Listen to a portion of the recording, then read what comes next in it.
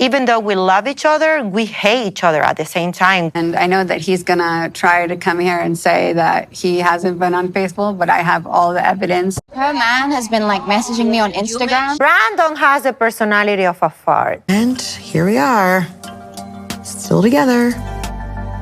Hopefully. Has a house in Arizona that I have never seen. Like a house of Dracula that's like so mysterious. I don't even know what the Natalie and Josh are doing here, honestly. A new season of The Last Resort is upon us, and there's a lot of fake relationships happening. But then there's some that I really did not see coming. It's like a telenovela filled with juicy madness. Let's get into it. Hi guys, welcome back to Nikki Faces Reality. We are here to discuss 90 Day Fiancé The Last Resort Season 2, Episode 1. As I mentioned, there is a lot going on in this. I remember when the couples were announced, I was like, there's a lot of y'all that are looking real single on social media, so I don't know why you're here. And then some that I'm like, wow, like I didn't expect you to come back to the franchise. In this recap, I'm gonna give you just like a glimpse of why each couple is there and the drama that happened. I don't foresee me covering every single couple every week. I'll probably just pick out scenes that we should talk about. But in this first one, I just want to give you a glimpse of what we could expect this season. As always, make sure to like and comment on this video. Thank you so much to my subscribers and my members. I love you guys.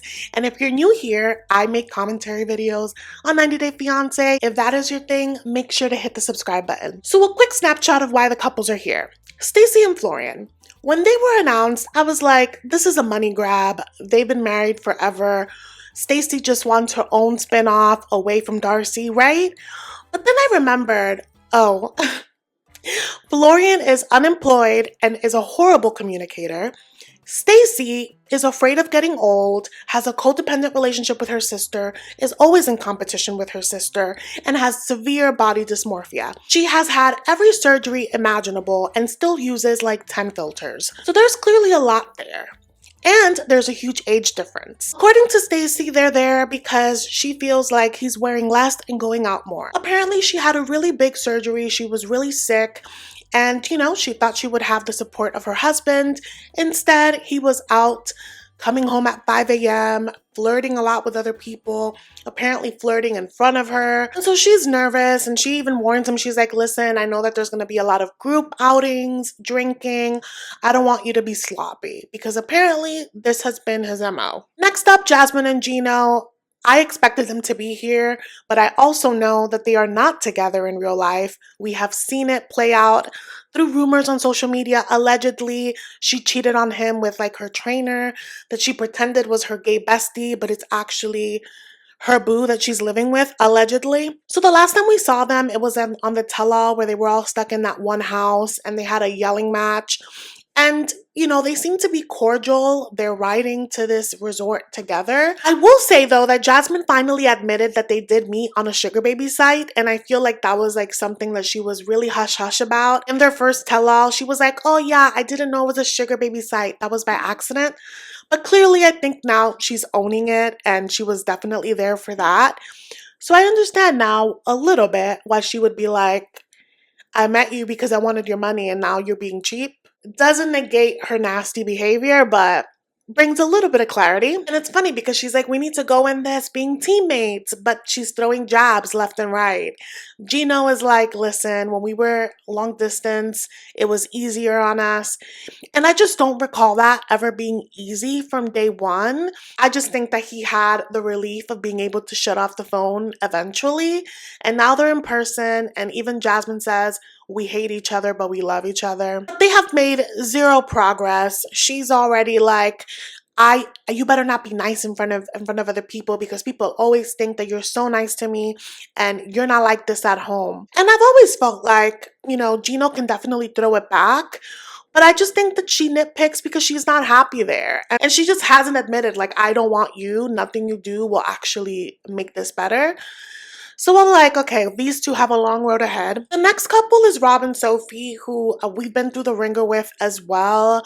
We also know that these two are not together in real life. They definitely make some appearances, you know, to not break the NDA, but they are not together. They seem to be in good spirits though. They're traveling together. Usually they travel apart. There's a moment where like Rob is like oiling up her body and they're reminiscing about their times in Mexico when they were happy. And there again, just like when we got married, things went to crap. Again, to be argued, things were already crap, which is why it was crazy that they got married in the first place. Rob is dreading talking about the cheating because he feels like so much has happened.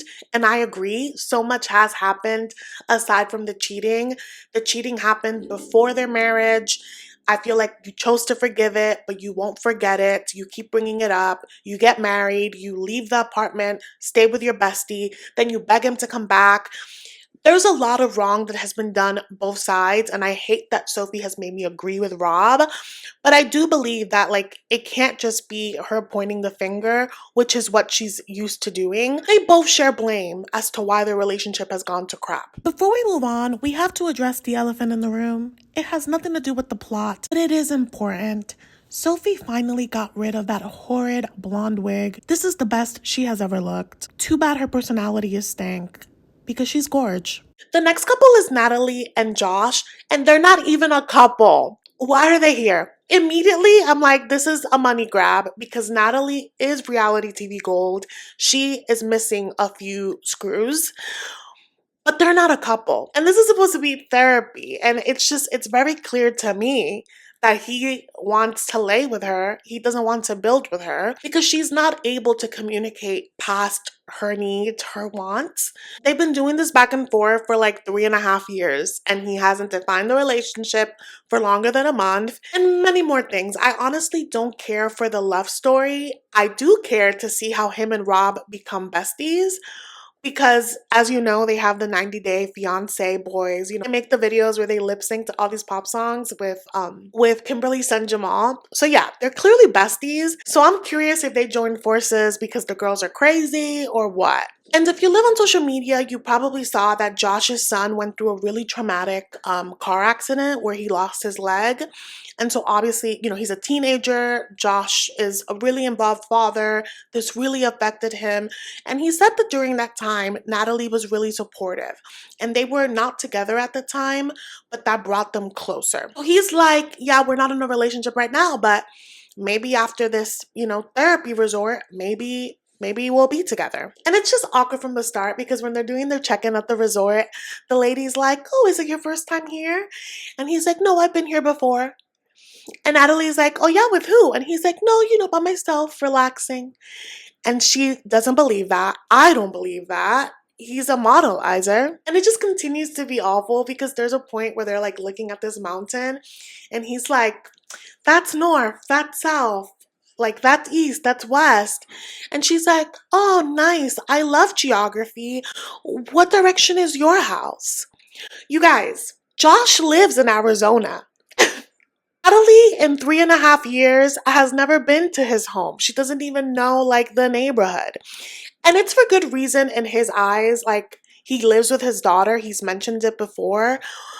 But still, that would be a reality check for me. This man is not serious about me. I don't even know what his house looks like.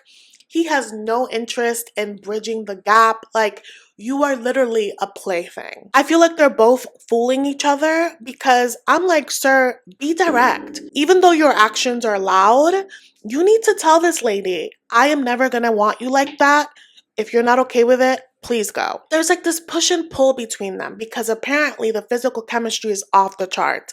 And it's like, yeah, we know. That's why you want to be with her. Like, we know. Next up is Biniyam&Ariela. And I knew these two had issues from the start. I just didn't expect them to come back to the franchise.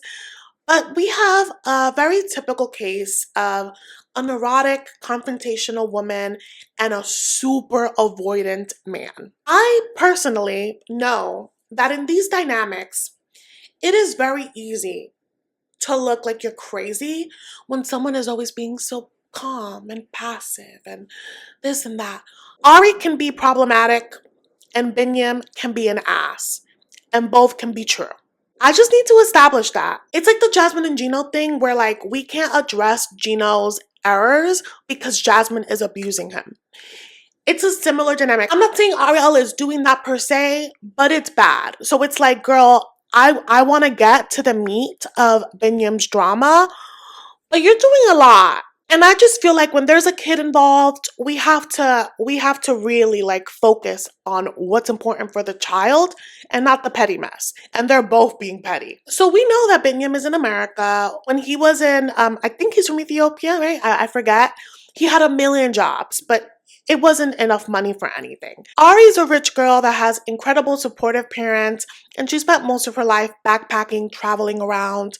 We had met her ex-husband, the Ecuadorian guy, I think. Was he from Ecuador?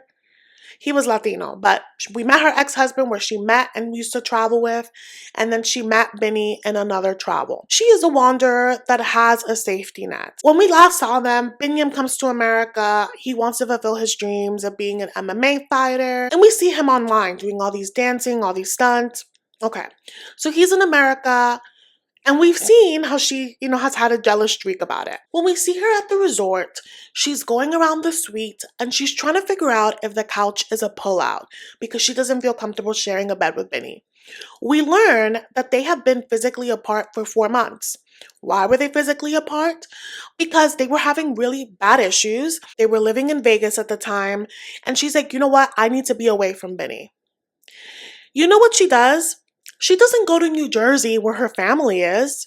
She goes to Ethiopia with their child. That is super violent to me for multiple reasons. Their baby boy is growing up in a 2-parent home. It is not cheap to just go back and forth from Ethiopia to the States. That's one. If you go to New Jersey, that's a little more reasonable. So immediately you're taking the kid away.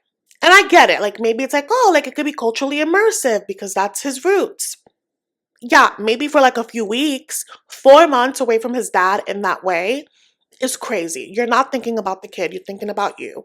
Second, I feel like it is incredibly cruel to do that to Biniyam, no matter what the situation is between you, because you know that his ex-wife completely shut him out and he has no contact with his first kid. You know the trauma that has caused. So personally, I feel like she did that on purpose to hurt him. And I'm curious to know if she brought the kid to the premises so that Biniyam can see his child. But now Bini's issues come in that he apparently has been cheating. I remember seeing a social media post of him kissing a girl. So in my head, I'm oh, they were completely not together. But according to Ari, they were still married. They are still married. They've just been, having a hard time. But before I saw that picture, I just thought, oh, Ari's just being a jealous girly because we saw that when he was training with a woman for the MMA stuff, she just barged into practice and almost started a fight. It was a whole thing. She's always been super jealous, and I always thought that was a double standard because she gets to be besties with her ex who's out here buying bras and underwear for her, but he can't do something for his career with other women. So I'm on the fence about everything. And if he did cheat, which I'm waiting to see real proof that they were together and not whatever. If he did cheat, I think that is so foul. The honorable thing to do is to break it off with your child's mother before you get your pencil wet. That is just disrespectful. Your kid is going to grow up and know that one day. So the last couple is Brandon and Julia. And I was really surprised to see them. And then I was like, actually, they were really different in terms of temperament. Brandon is super chill and Julia is this Russian party girl. She's vivacious. And then she moves to this farm where he has overbearing parents, lovely parents, but super in his business, cannot let go. So I was like, I guess I could see why they're here. But we learn a little more. Brandon says that their sex life is non-existent. And we learn that it's non-existent because he had mentioned that he wanted kids. And she was like, ooh, shop is closed. And that's not healthy. You shouldn't pressure someone to have kids before they're ready. So what's happening here? So that's just a glimpse of where the couples are to start with. Now we see the scenes where they get together.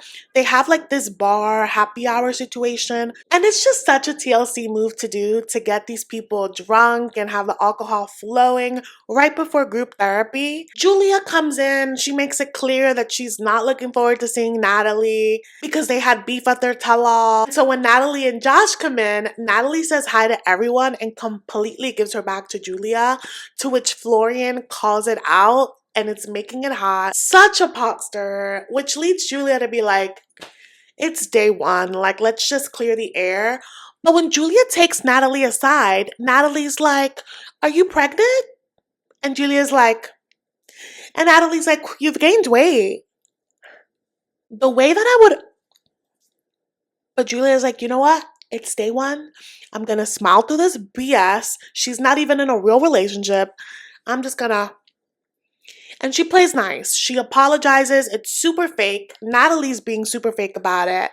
And they're just like trying to figure out who else is going to join them. They're trying to keep the peace for now. Jasmine&Gino come in and, Jasmine is looking around to see everyone that's there. And she cracks me up when she's like, Julia's so vivacious and Brandon has the personality of a fart.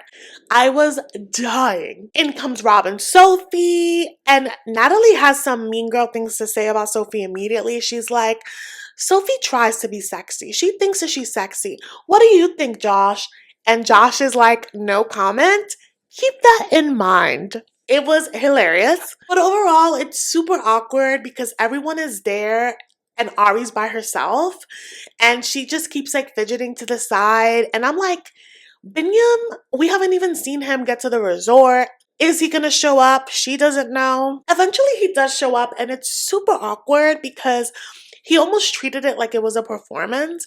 He got there and it was like crickets and then he's like, Vegas boy arrived.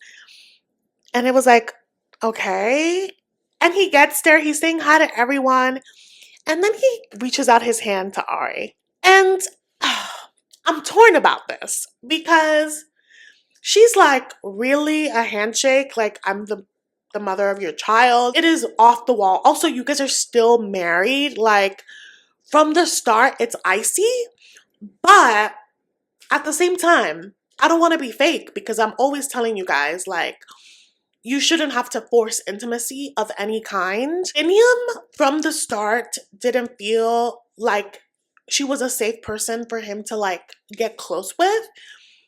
I think that that's valid. I think that that's where he is.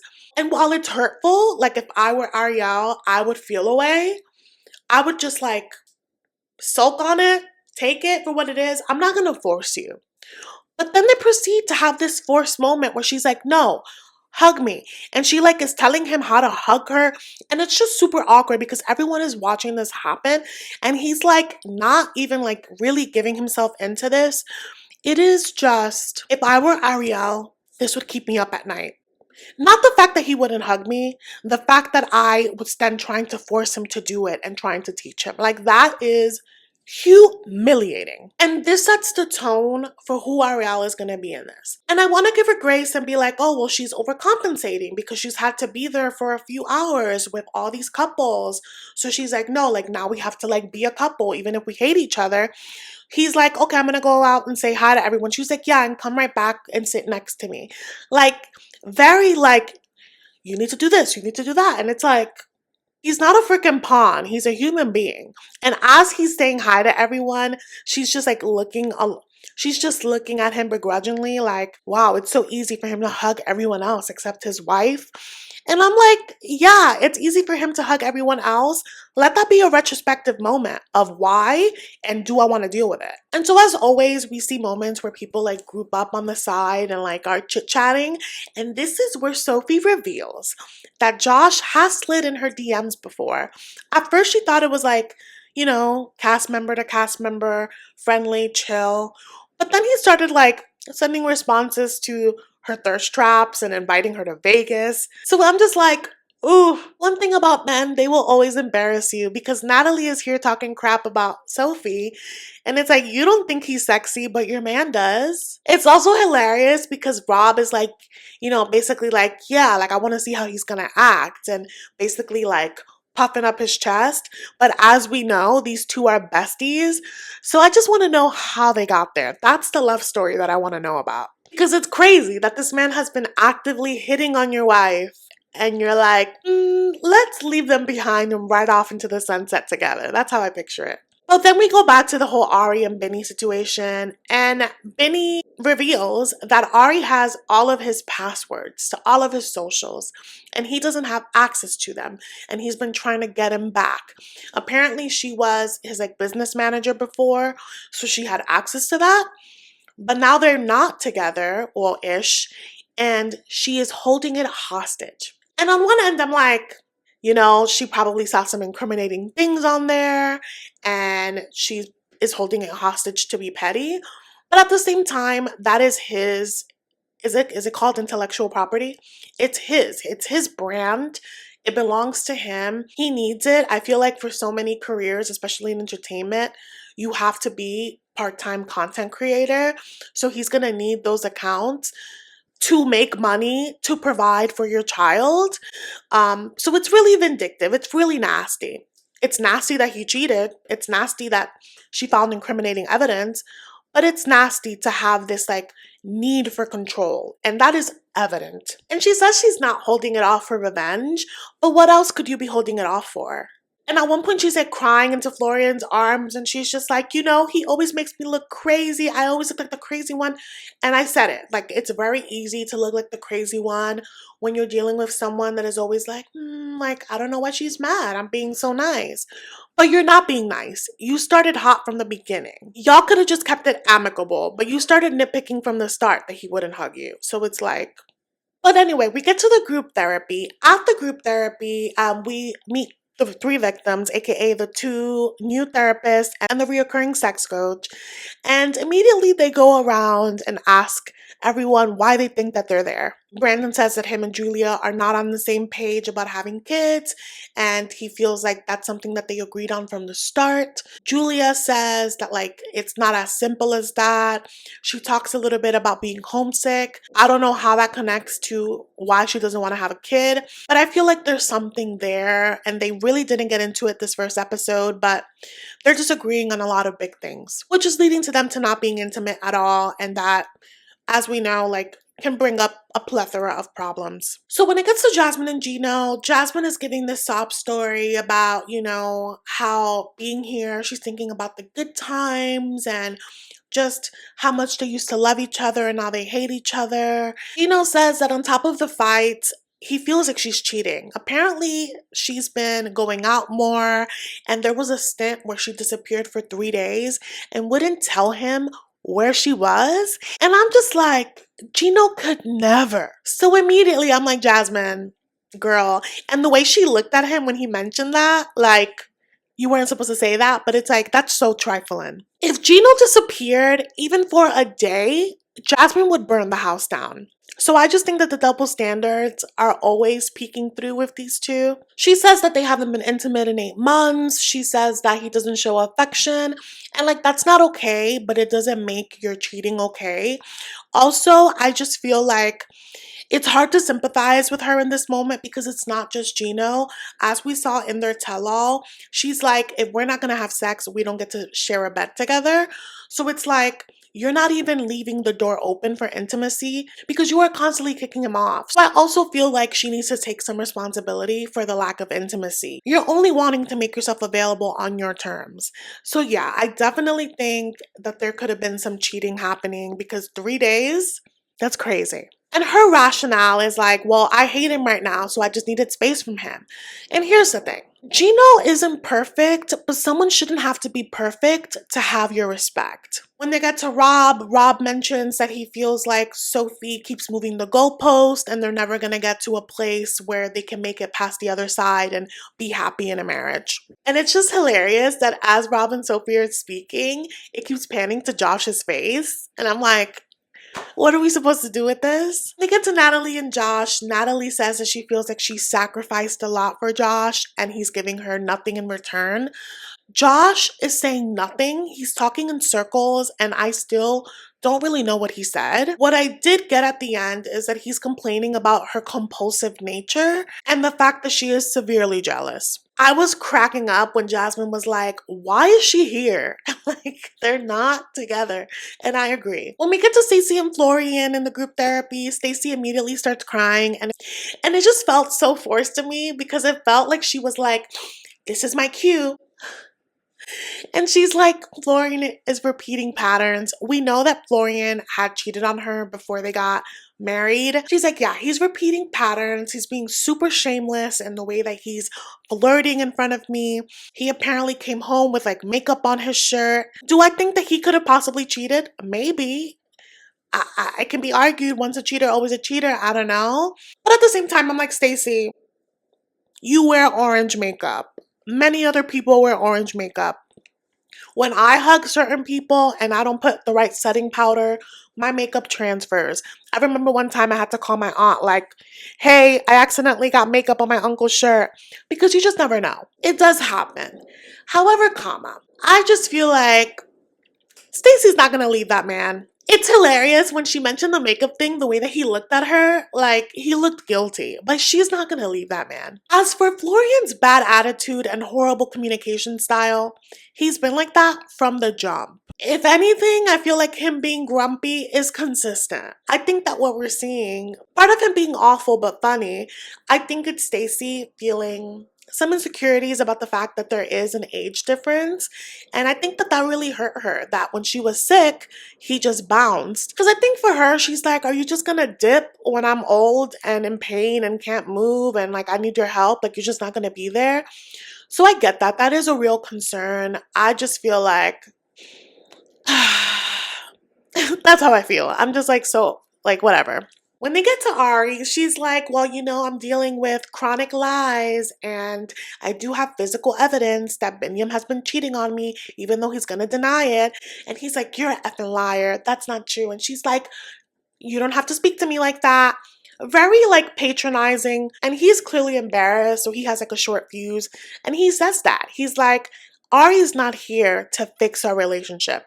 She's here to embarrass me. They need to end it while they can and be amicable, because that baby boy deserves healthy parents. And Biniyam touches again on the controlling aspect of it. He refers to their relationship as being in a box. And like no one should feel that way. And I also feel like, you know, it's nuanced. There's a lot of layers. I know people don't like to talk about race, but there is a racial layer. There's a cultural layer. There's a lot that needs to be talked about, but I understand why it would be hard to talk to someone when they're constantly nitpicking you. And I also can understand her frustration in trying to have a conversation and dealing with someone that's super avoidant, because it takes like 5 conversations to get one thing fixed. So like I get the frustration on both sides, I do. So group therapy is over and we're seeing these glimpses of people in their bedrooms. When they go to Jasmine and Gino, Gino's like, I'm shocked that you would refer to me as a stranger when you're the one that's leading a double life. And they get back to the whole her disappearing for 3 days. And Jasmine is doing what she does, where she is deflecting. She won't answer the question as to what she was doing, who she was doing it with.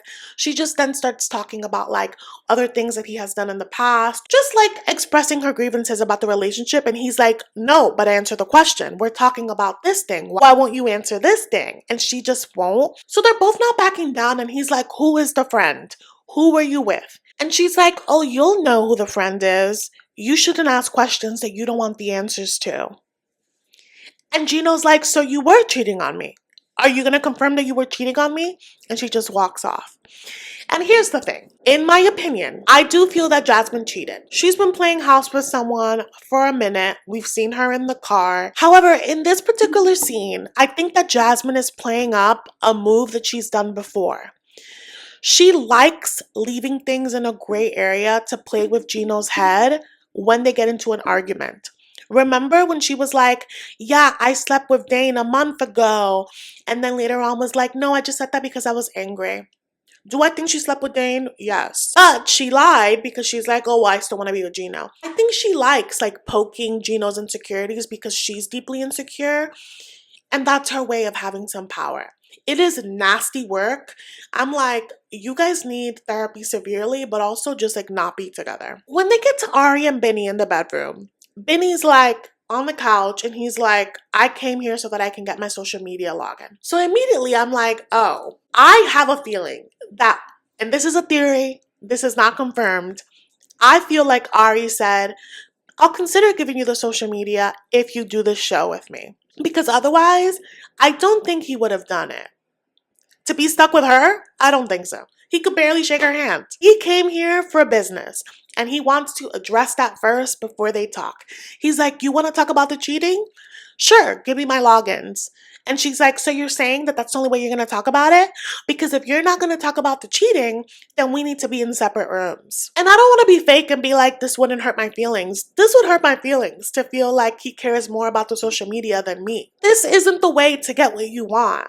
To taunt someone is not it. Like, if I have to go through these measures to get someone to speak with me, we have bigger issues. I need to handle this with integrity. And like, they both look awful and childish. Personally, all of this really disgusts me. And I'm particularly disgusted by the fact that Ari speaks to him and acts like she's a prison guard, like she's his handler, like he doesn't know better, he's a fool. And so then they start having this yelling match where she's like, you need to go. And he's like, why do I have to go? If you don't want to be in the same room, you can go.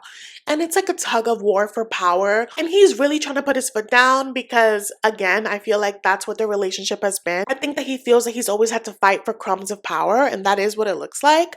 But ultimately, he's like, this isn't even important, and he ends up leaving. But he tries to talk to her when he's on his way out of the room, and she already has these huge headphones on, and he's like, you're so rude. But then he walks out of the room, and she's talking to the producers, and she's like, I feel so guilty that I kicked him out. If anyone needs love, it's him. And I hate the way she does this. She does this every time we see her, where she'll be awful to him in person and then speak nicely of him when he's not in the room. But also, I don't think it's nice. She's talking about him like he's on a commercial for Save the Children. She's handling this in a very icky fashion for me. And yeah, you guys, that was the end of episode 1. Let me know your thoughts. Please let me know who you're most looking forward to following this season. There's a lot of juiciness. I haven't decided who I'm going to follow. I'm just going to take it episode by episode, maybe pick 2 that I'm like, we need to talk about this. But let me know who you'd like to see. Thank you guys so much for watching, and I will see you in the next one.